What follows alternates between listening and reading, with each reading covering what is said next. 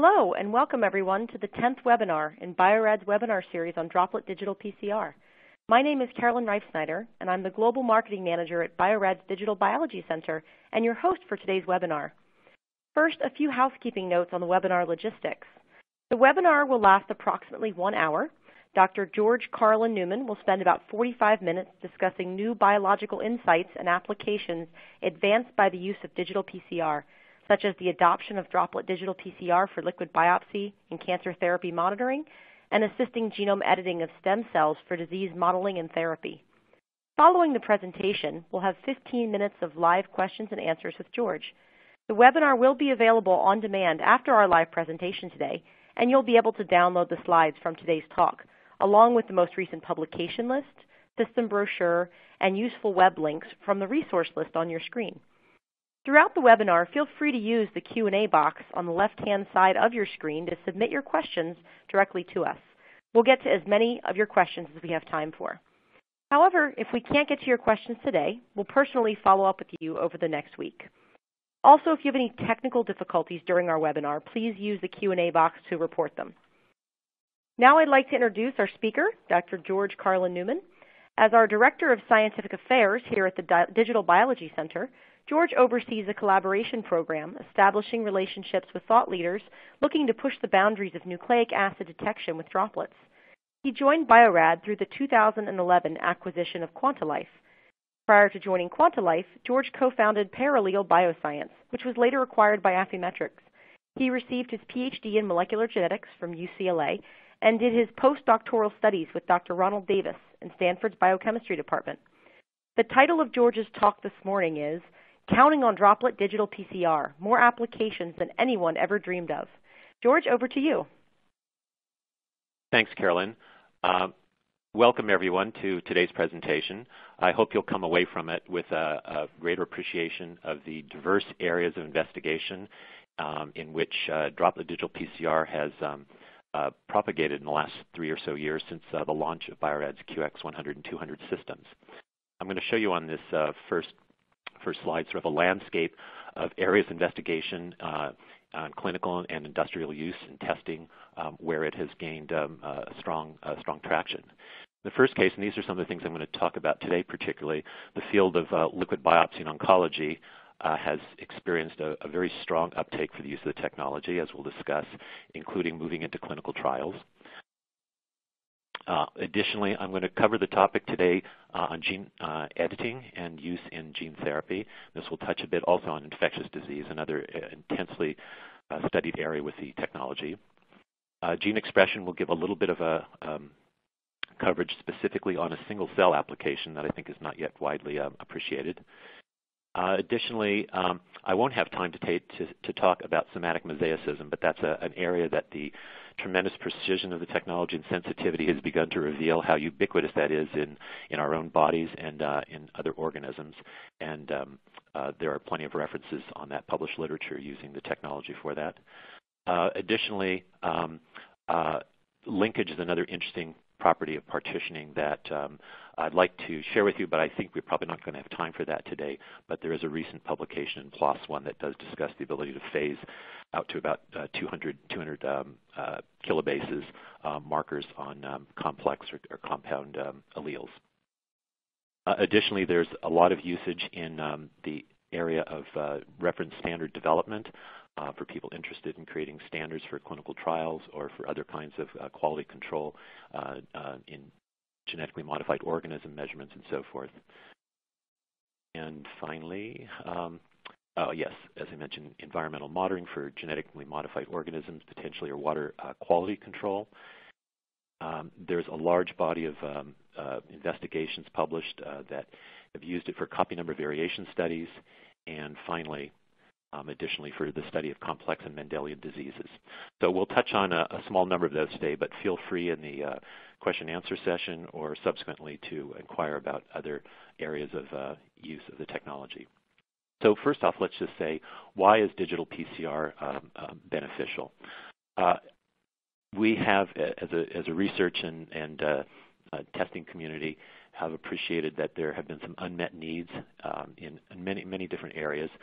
And one of these is reproducibility. Absolute quantification is something that, until the advent of digital PCR, required a standard curve that introduced additional noise into measurement systems, such as measurements of viral load or circulating DNA and plasma.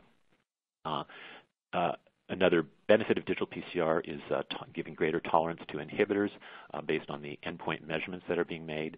I think we won't have a chance to go into that today, but again, there's some published literature that can give some guidance on that. Additionally, increased precision is frequently important in trying to distinguish between potentially two different groups of experimental samples, whether they're patients, cases, and controls, or whatnot, or different conditions, whether a factor is having an impact or not.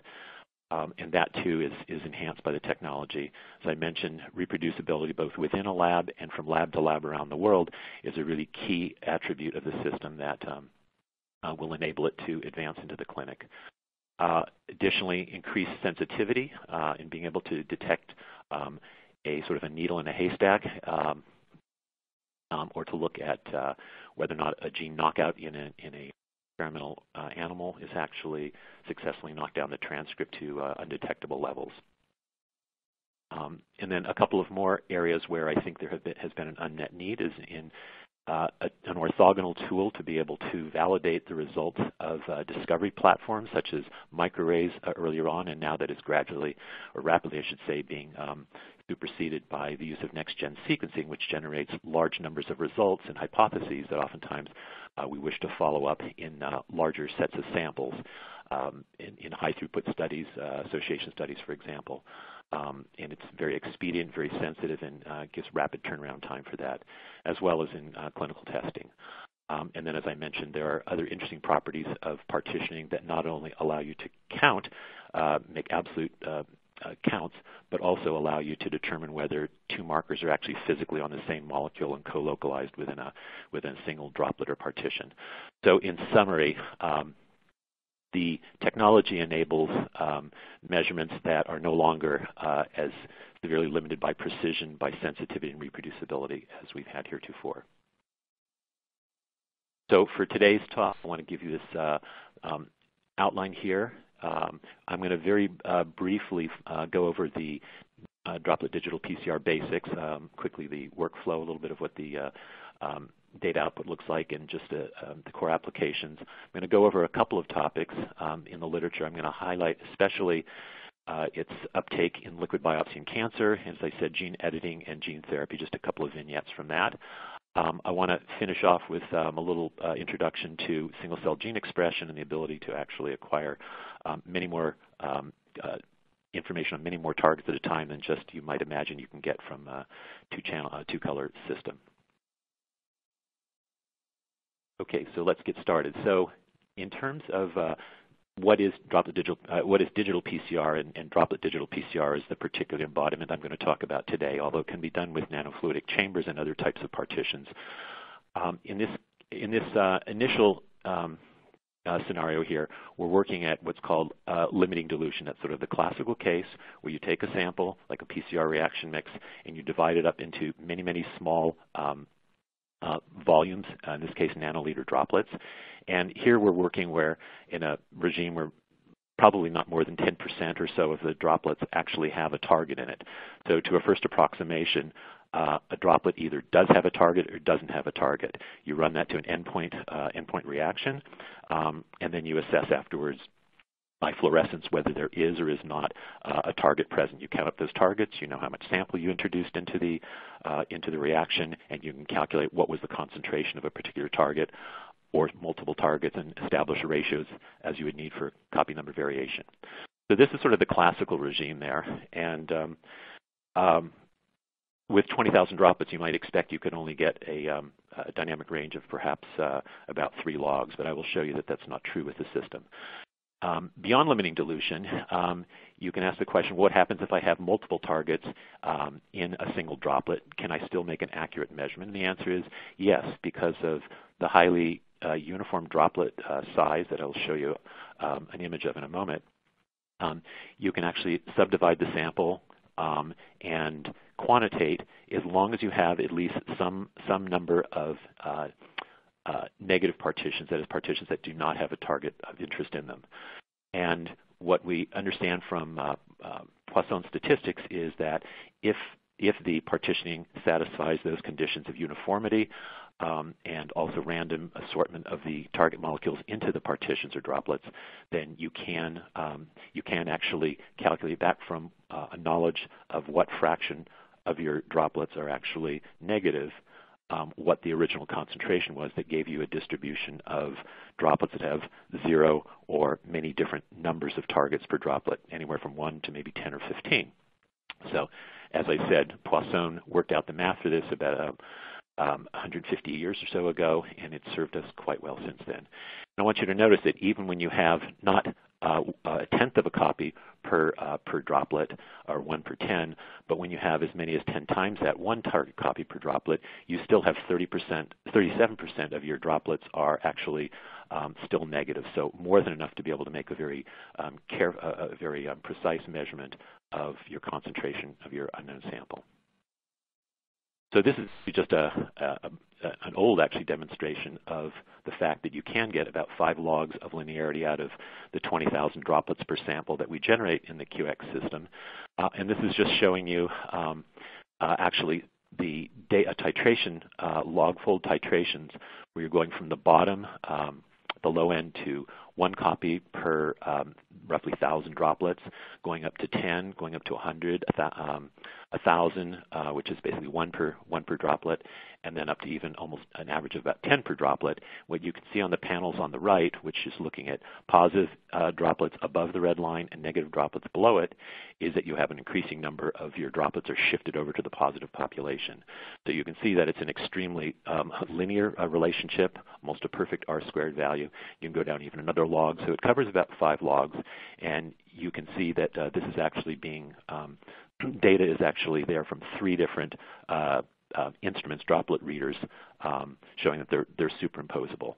And again, the little image in the middle is showing you a monolayer of the droplets, and that sort of crystalline array emphasizes how highly uniform they are, and that in fact it allows us to do this kind of operation above classical limiting dilution. So these droplets essentially work, if you will, 50 or 100 times harder than droplets that are less uniform as in other systems. Effectively, if you're working in limiting dilution, you would have to have over 1 million or several million droplets to be able to get this degree of dynamic range. All right, so this is a very brief overview of what the workflow looks like in the QX100 and QX200 systems shown at the bottom. My colleague Frank Bizwarn will be giving a more detailed nuts and bolts description of the workflow and the reagents and so forth involved in some of the fundamental applications in a couple of weeks, and we invite you to join us again then. But for a moment, this will just give you a very quick overview of it. So on the left-hand side, you can see that you take a sample that's in an appropriate PCR mix with an appropriate oil. You place that into a disposable cartridge that processes 8 samples at a time. Within 2 minutes, it converts each of those samples separately into 20,000 droplets. Shown below that is an auto droplet generator, so that process now can allow you just to take a plate full of samples, as many as 96 samples, put it in, and in about 40 minutes or so to come back and to have all those samples converted into droplets and ready to be heat sealed. And as you see in the next panel to the right above the thermocycler, those droplets get thermocycled, and there you can see in false color some small number of hypothetical droplets that are showing a green or positive signal, and many that are for a target of interest, and many that are not. After thermocycling, the plate, the heat-sealed plate, is then transferred to the droplet reader, and each well of the plate is auto-sampled, and the droplets are filed past single file, past a 2-color detector, shown in blue there, that give you basically a measure of whether a droplet has a highly positive signal or a negative signal, enough to detect that it's a negative droplet and see it, but that it was not a positive PCR reaction. So it basically converts those droplets, as I said, into ones and zeros, and then that is displayed as in various charts I'll show you in a moment. Before leaving this, I just want to say that besides converting the droplet into a binary signal of 0, 1, there actually is fluorescence amplitude information there that's extremely valuable. And we'll see a little bit towards the end of the talk, particularly in the single cell, the ways that you can start to kind of manipulate the space on the 2D droplet plots to actually measure more than just a couple of targets as if you're only measuring a single target per channel. That can do more than that. So the next slide shows you just the simplest view of a 1D droplet plot showing from a single well. The gray droplets on the bottom are the negative droplets, and the blue droplets are those that are positives from a single sample. You're counting the fraction of negatives, use Poisson, and you can calculate what is the concentration of that sample. You, of course, can do that in a duplex situation, and the Quantisoft software is showing you on the left-hand side both that first channel I showed you in the upper left, positive and negative droplets, and then below in blue, and then below it in green, you're seeing the second channel, either hex or Vic. So that's the initial acquisition of the data by the system. This can also be visualized as a 2D plot, what I mentioned a moment ago, a 2D cluster plot or droplet plot, showing 4 canonical clusters. In the lower left towards the origin are your double negatives, neither target present. In your upper left is your FAM positive only. In the lower right is your hex positive only. And then in the upper right are your double positives where typically by random colocalization, a certain fraction of your droplets may have both targets present, although potentially in an unlinked fashion. And so those can be used to compute your concentration. And one of the many types of charts that can be generated by the system are concentration curves, as shown here in replicate, a titration series, copy number measurements, fractional abundance of mutations, and so forth. So kind of in finishing off this quick introduction here, I want to just give you a little bit of a high-level view of some of the core droplet PCR applications that have been used over the past several years. As we've already talked about, absolute quantification over a 5-log dynamic range, high precision, meaning that we can distinguish between 2 different samples as little as 10% in a single well, and that can be increased even further. As you'll see in this next example of copy number variation, where we're distinguishing different copy number state samples that have 1, 2, 3, 4, 5, or 6 copies of a desired target, and you can see that you can distinguish one from the next based on single well measurements. However, you can actually merge multiple wells and essentially create a meta well that has multiple higher numbers of droplets and therefore enables even higher precision, as shown by the almost invisible error bars around those samples at 5 and 6 there. Very high precision there. And then lastly, a third class of challenge is rare event detection, or sometimes we refer to this as a needle in a haystack problem. And there are 2 varieties that are shown here. The first one is, we call it rare sequence detection. And in this case, we're looking for sort of a foreign sequence, like a viral sequence, shown here, and to say how large a stack of hay can I go through and find a single viral needle. In this case, you're looking at a demonstration of being able to detect more than lower than even 1 in a million. Now that's a foreign sequence, and that's not quite as challenging as the other example below, which is rare mutation detection. In this case, you may have as little as a single base change that you're trying to distinguish a variant from versus the wild type allele that it has changed from. So these are applications that will be gone into, I think, in more detail in upcoming. But now I'm going to turn our attention to liquid biopsy. Before I do that, I just want to mention, however, that we have a very large catalog of assays that have been developed and wet lab validated, many of them for Droplet Digital PCR. There are more than 200 validated assays for rare mutation detection that the use I just mentioned, corresponding to the most common somatic mutations in cancer. There are over 700 validated copy number variation assays that particularly target cancer neurological targets of interest, as well as references, and including newly more than 60 validated pericentromeric reference assays. And then lastly, there's a large collection of gene expression probe assays in human mouse and rat, and their companion set of 60,000 assays that do not rely upon probes but use evergreen dye-binding fluorescence instead. All right. So with that introduction, I'm going to move on to discussing its use in liquid biopsy. And the paradigm for that is shown very briefly in this cartoon here. And we can see that on the left, what we're doing is taking advantage of the bloodstream as an aggregator of material, including DNA and RNA, that's sloughed from cells in the body. So one can take a blood sample, can spin out the cells and isolate the plasma from that, and from the plasma to extract the DNA. And then that can be measured in Droplet Digital PCR assay to essentially follow the progress of a particular target of interest across time, and shown on the right is a serial monitoring of a cancer patient, which we'll look at in more detail. So the application I'm going to mostly focus on for liquid biopsy today is dealing with cancer, but you can see in the bullets below that there are other areas that we'll give brief mention to, where a similar paradigm seems to be potentially very effective. So in liquid biopsy, one of the types of information that's extremely important to actually bring together with this behavior of cells to slough off DNA into the bloodstream is our increasingly detailed knowledge of the genetic changes behind uncontrolled growth in cancers. This is a small excerpt of a signaling pathway from a review, and it's showing the EGFR pathway, and noting that that typically a ligand, an extracellular ligand, will activate the receptor, and through that signaling cascade will basically result in proliferation or survival or invasion of metastasis, depending on the pathway, to affect a change in the cell.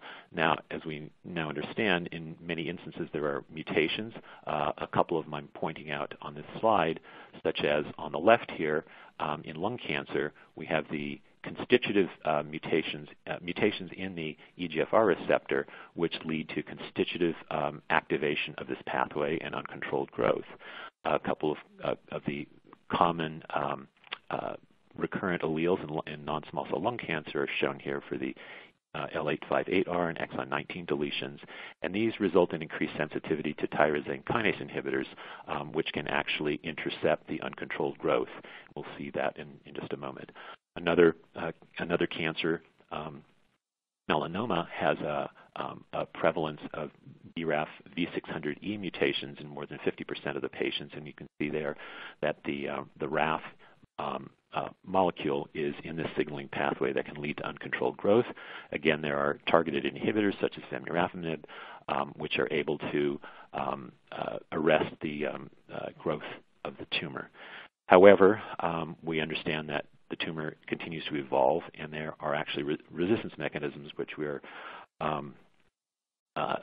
developing greater knowledge of with each passing day, which can potentially allow the growth control to be lost in face of the drug, and we're developing additional inhibitors, such as to something further downstream in the case of the MAP kinase pathway for MEK1.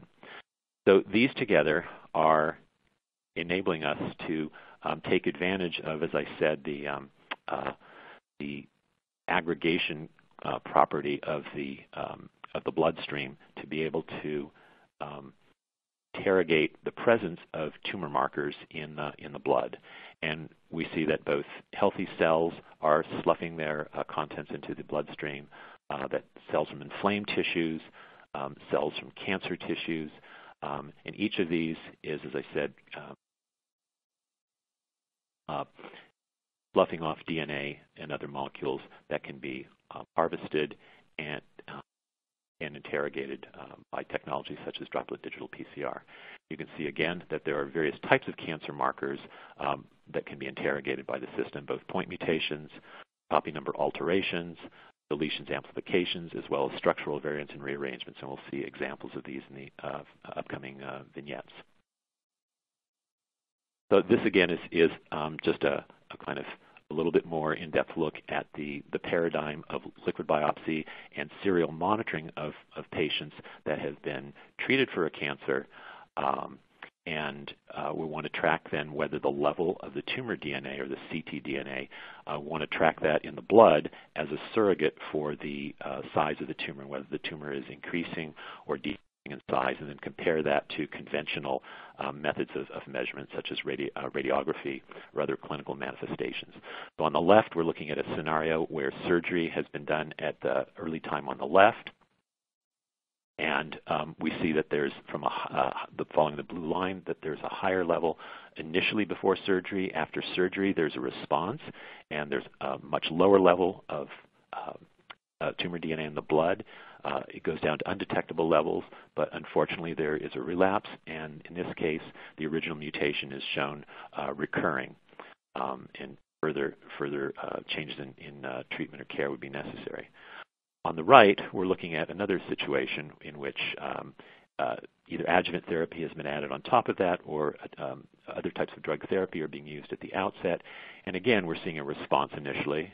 However, as I mentioned, that the drug selection actually creates a pressure and allows the tumor to potentially escape it through second site mutations, and that's shown potentially in the first in the blue line.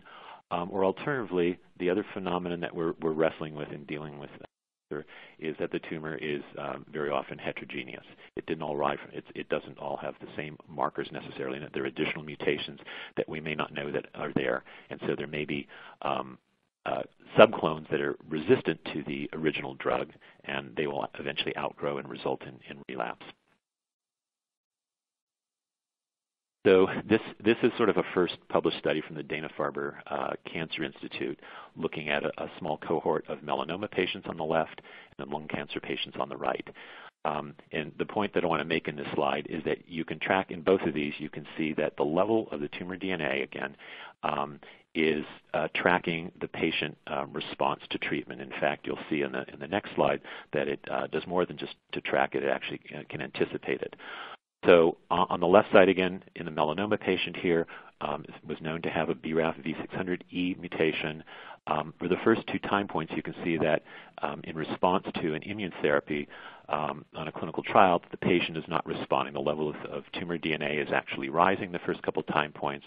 There's a change in therapy to a targeted drug of enurafimab, and you can see that then there's a very rapid drop in the level of tumor DNA. And this corresponds to a response of the nodules, the skin nodules, to the drug that also are shrinking.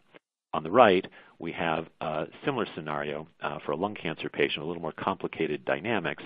And here we're tracking not just a single mutation, the sensitizing L858R shown in the solid line, but we're also tracking a resistance mutation, the T790M, in the dotted line. And we can see here, interestingly, that at the earliest measurement, that there's already a low level of the T790M mutation.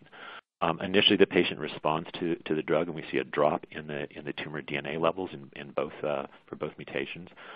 But then after about a few days, we start to see an increase in the tumor DNA level. We're also seeing that there are new brain metastases. The patient was put on radiation, and we can see the first change of therapy between the first and the second, that there's still an increase of the tumor DNA. Recognizing that, the patient was then put on a clinical trial for a different therapy, and you see that both the original sensitizing mutation and the resistance T790 mutation are now both showing a decline at the same time as the tumor mass is also decreasing. So again, there's a consonance between the clinical picture derived from conventional monitoring methods of radiographic imaging, for example, and the tumor DNA levels. And again, as I said, there were a number of patients in this study, and these are nine of those samples. And each of them were receiving the first-line erlotinib drug. And what you'll see is that in each of these, the upper 6 patients, that in each of the cases, there's an initial response to therapy, and then disease progression ensues. The red circle is basically showing you at what point disease progression was determined by classical conventional radiographic imaging, whereas the dotted blue circle shows you an earlier time point at which you were able to actually detect already an increase in the tumor DNA and get some kind of prior indication that things were not going well any longer. And that's similar for each of these patients that I'm clicking through here. In some instances, you can see that this is the clinical radiographic determination of disease progression is anticipated by as much as 4 months before the autographic image actually gave that insight. So these studies have been ongoing and are now part of a clinical trial that the Dana-Farber is carrying out. Can be seen on clinicaltrials.gov, and they're using this both to test the premise that patients, when they first come into the clinic, can benefit from a very rapid genotyping to potentially determine what's driving their cancer and to put them on therapy within a few days, rather than waiting for the tumor to be sent out and undergo broader next-gen sequencing profiling, which could take 3 or 4 weeks till they know what's the best approach. And additionally, to take these patients either way and to continue to monitor their progress, as we've seen in the previous slide. There are other sites that are beginning to introduce the technology into clinical trials. One other listed down here is the Beijing Cancer Hospital doing a related type of trial in lung cancer, looking both at response to sensitizing mutations as well as to new therapies' ability to tackle the resistance mutations such as the T790M. So a second example here is sort of a look into the future as I see it. It's basically a poster child for being able to actually, in roughly speaking, real time, to optimize the treatment for a patient. In this case, this particular patient presented as a melanoma patient, but it was learned in the course of the treatment that there was actually a second mutation in NRAS that was driving an occult leukemia. And we're going to see on the next slides how different types of data are able to more fully inform the picture of what's going on with the patient and to actually adjust treatment as time passes. In this case here, we're looking at the upper panel shows white blood cells levels, as well as when various drugs were given and what concentrations and for what interval. The middle shows you the tumor mass, and the bottom is showing you the cell-free circulating tumor DNA as measured by Droplet Digital PCR. So walking you through that, you can see that by the gray bars on the top that this patient was identified as having a V600K mutation, which was understood to be sensitizing to a targeted therapy of vemurafenib.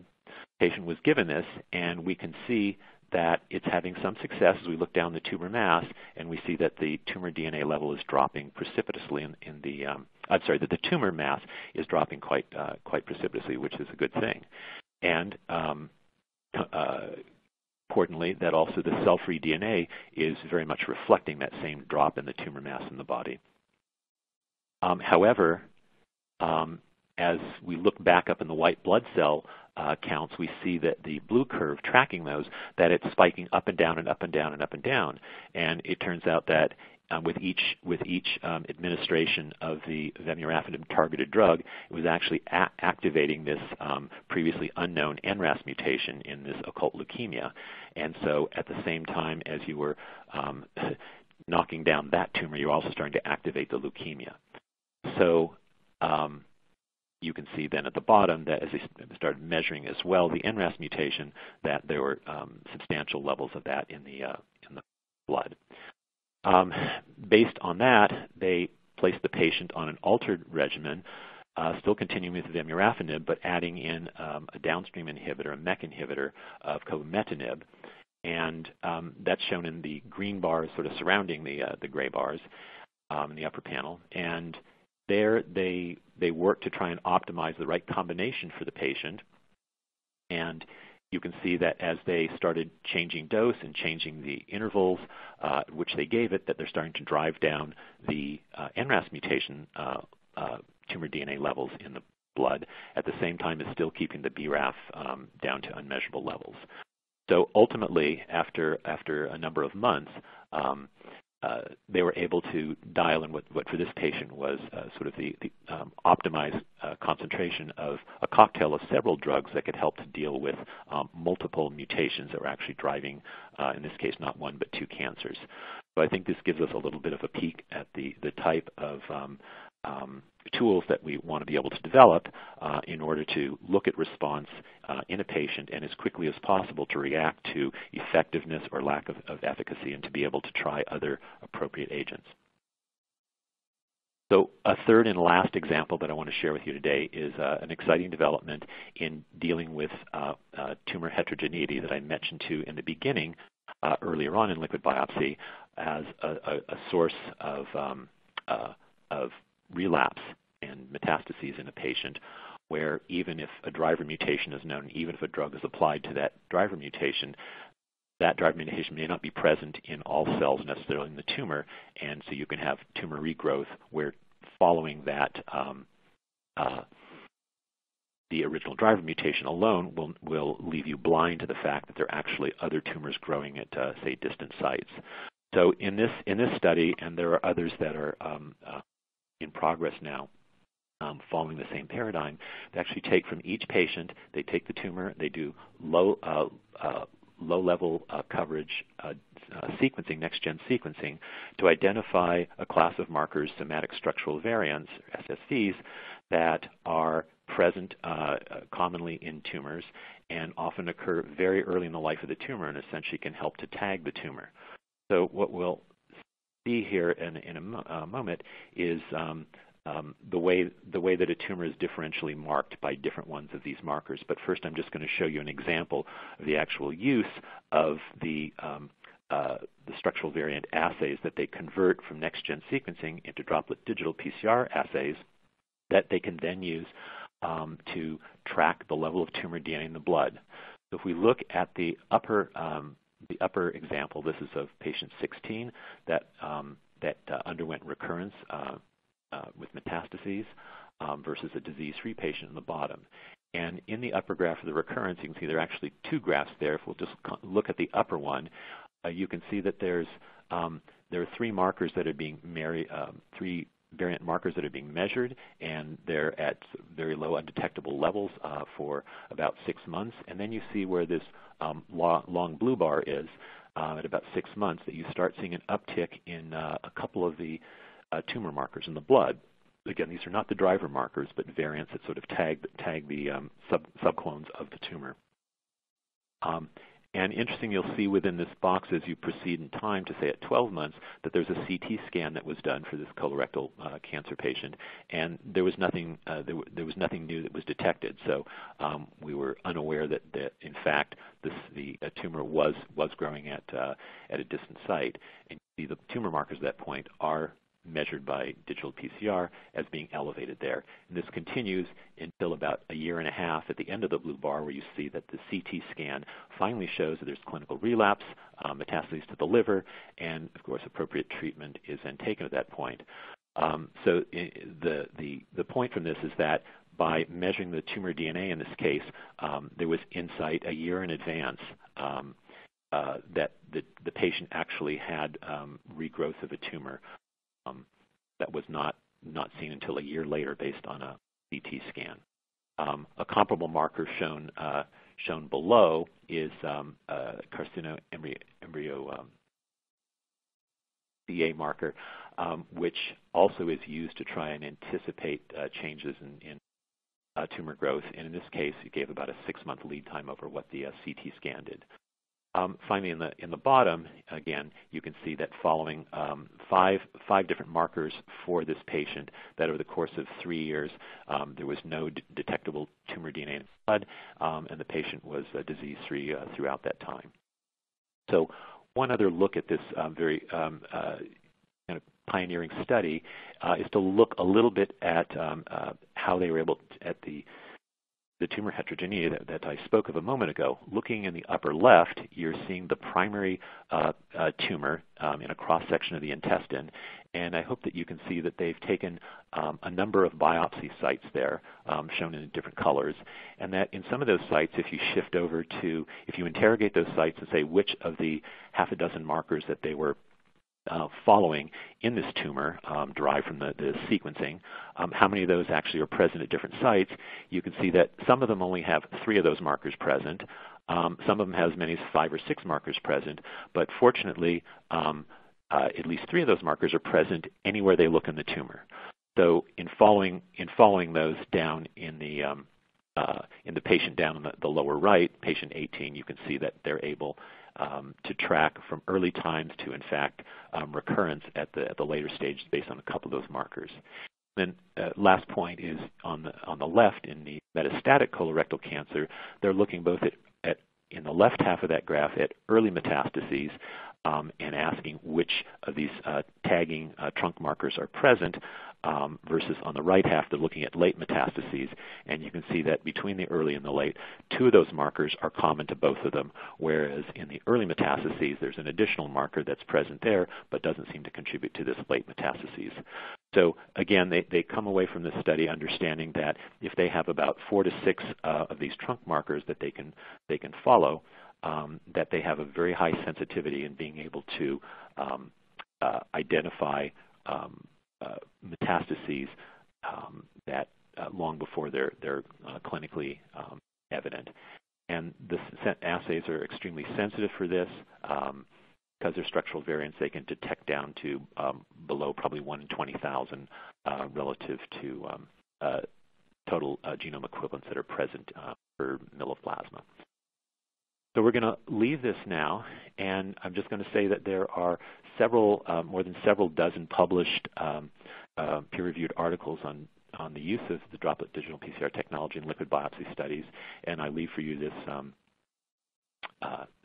short bibliography that you can peruse at your own leisure, looking at the use of the technology in various types of tumors of various origin: lung cancer, melanoma, colorectal, breast, and pancreatic cancer, and additionally in leukemias, brain cancer, histiocytic disease.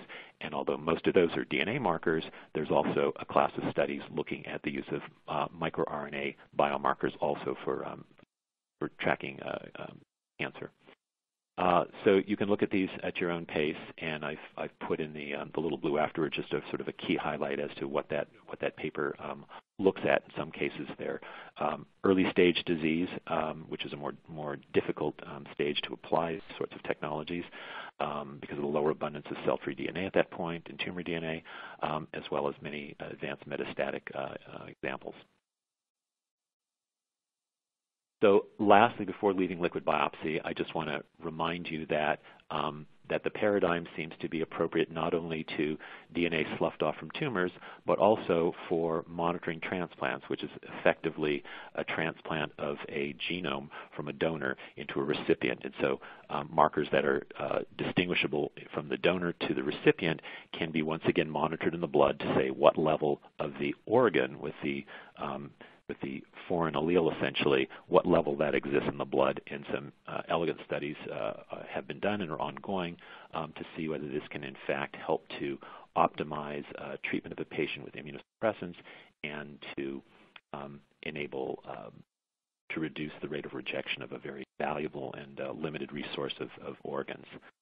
Additionally, people are using this to look at whether you can look at disease physiology, such as the dying of pancreatic islet cells prior to actual clinical diagnosis of diabetes, whether you look at specific markers in the blood, and to be able to presage that an individual is pre-diabetic and to take measures before the islet cells are completely burned out. Additionally, in stem cell transplants, using this to look at the fraction of donor cells that are present, or the residue of the recipient cells that are present. And lastly, there's some very preliminary data on whether there are markers in the blood that can be used as an early diagnosis of sepsis. So that's all I'm going to say for now about liquid biopsy, and I'm going to move on to a second topic, which I'll cover at sort of a high level with a couple of examples, and then I'm going to, I guess, briefly have to wind this up. So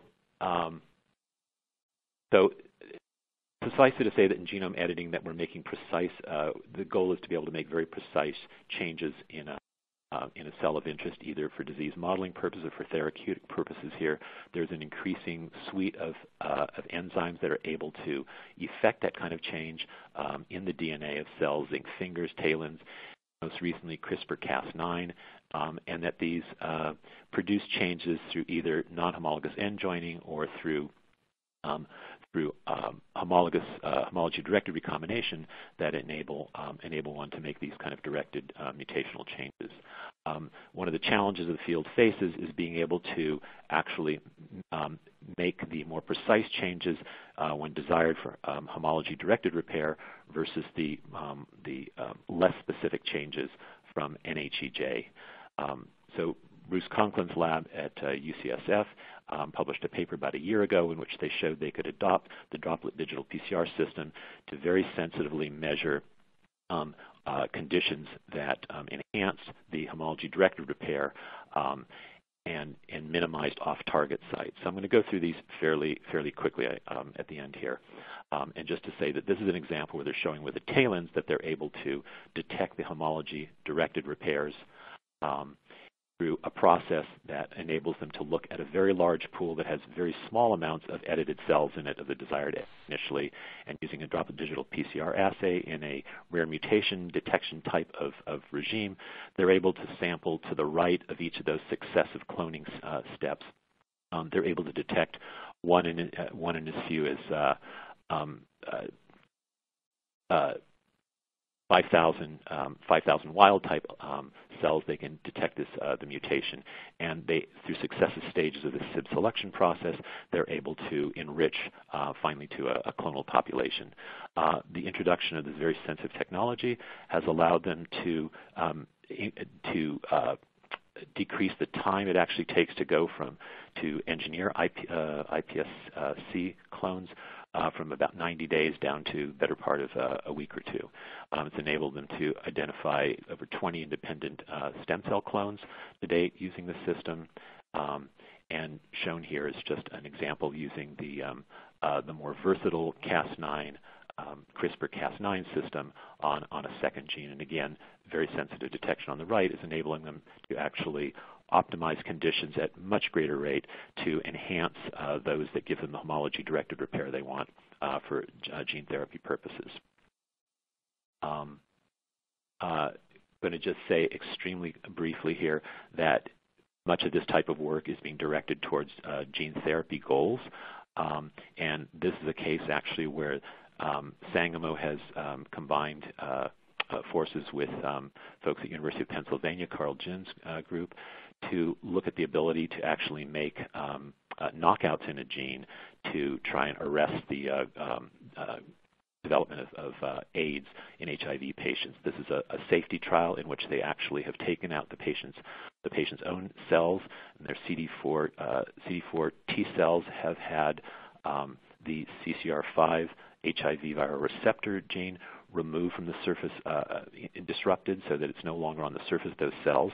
Cells have been reintroduced into the patients, and then they're being tracked in this upper graph on the right. They're being tracked over the course of about a year to ask the question, when we do a treatment interruption, when these patients are taken off of antiretroviral therapy in the hatched box, what happens to the cells, the fraction of the cells that are modified, modified, shown in the blue curve, and there's very little drop in the cell numbers over a number of months there. Whereas when you look at the black curve, this is the 80 or 90% of the cells that are not yet were not modified. They're still native cells, and you see when you take them off the drug, there's a very rapid drop in the cell numbers. So this is just sort of a preliminary safety trial to see can this type of an experiment be done. In the lower left, they're just looking during these same interruption periods at the proviral loads in it, and most cases, although the viremia goes up, that droplet digital measurements show that the dormant virus levels are not increasing in the cells. So I'm going to just basically point out to you that there are other instances where this is being used for gene therapy potential uses, and I'm going to just kind of skip over this quickly to move on and expose you to one last thing, which is the way in which you can actually acquire measurements of more targets than just a single one per channel. In this case, we're taking advantage of this 2D droplet space on the left. I mentioned there's a lot of blank space there, and by combining multiple colors of probes for a single sample, for a single target, you can actually start to populate clusters in unused regions of the 2D droplet space. I won't go into the quantitation and so forth of this, but to say that this is something you can speak with your field representatives about if you're interested to try to deploy this. It's particularly well suited to situations such as single cell gene expression or into rare mutation where you may have multiple targets to follow, but none of them are present at very high levels, or unlikely that multiple ones are present at high levels. And so this is just an extension of that from looking at 3 markers at a time in the upper left, doing a 3-plex per single ddPCR well, to the lower portion where it shows a cartoon of being able to do this for 5 markers per digital PCR well.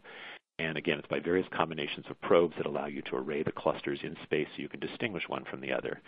And this is an entire workflow that uses a single cell sorter to spit these cells out into a plate. And you can see that from this workflow diagram that within about an hour you can go from the sorted cells, lysing them all in the same tubes, basically, to cDNA synthesis, and then within about an hour to actually introduce those samples split a sample into 2 different ddPCR wells and interrogate as many as 5 genes. This is just an example of that.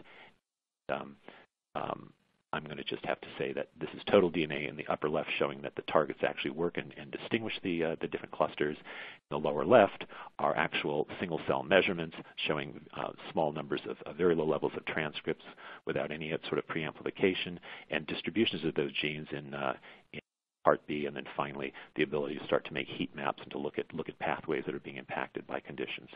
So again, we'll cover this more in the future. I just wanted to let you know that it is something that can be done.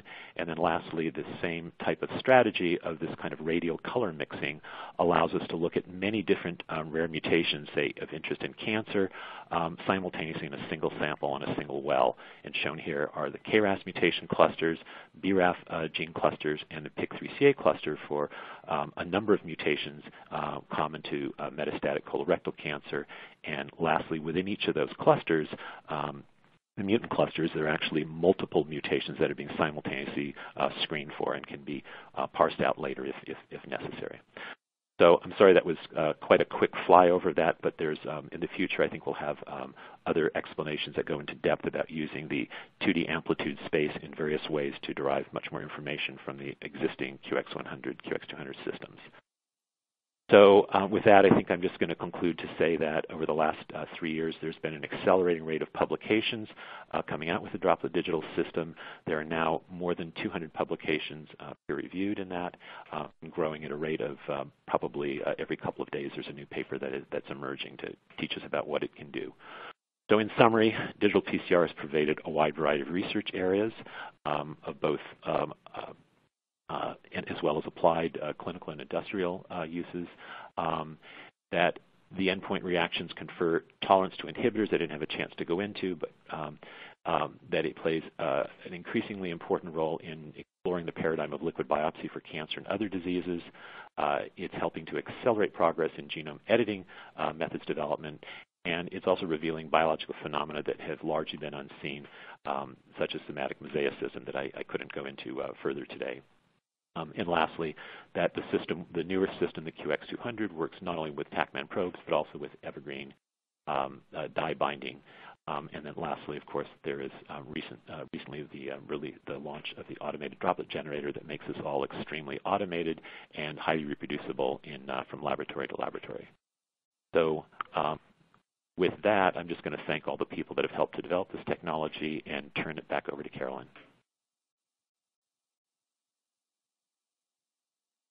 Great. Thank you, George. Thanks for walking us through some of the exciting advances being made with Droplet Digital PCR.